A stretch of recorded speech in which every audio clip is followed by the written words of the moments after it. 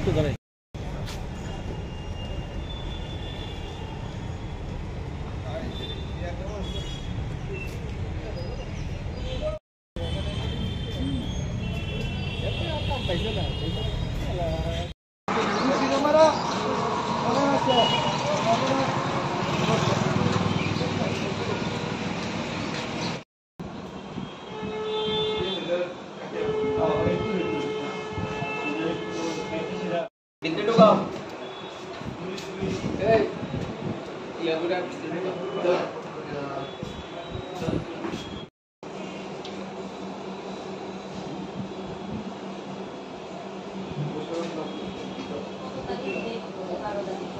আমাদের এলাকার মধ্যে আজকে না প্রায় অনেক দিন ধরেই একটা চোরের উপদ্রব বেড়েছে, যেটা আজকে আমরা ধরেছি তাকে হাতে নাতে, যেটা অ্যাপোলো ফার্মেসির থেকে প্রায় 45,000 টাকার জিনিস সে চুরি করে পালাচ্ছিল।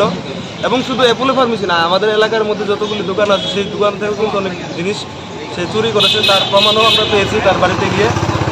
তো তার জন্য আমরা সব এলাকাবাসী আজ মিলে তাকে আমরা ধরেছি এবং পুলিশের কাছে তুলে দিয়েছি। কোন এলাকায়?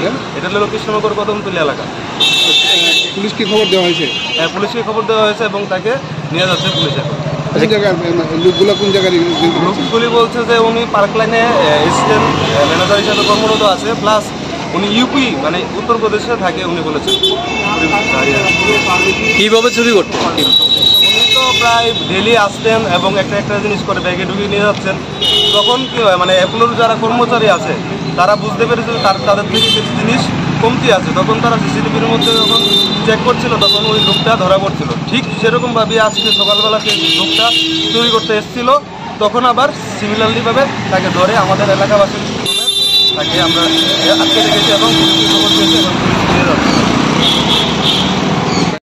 আমাদের একটা খবর গেছে যে কদমতলিতে একটা চুর আটকে রাখছে।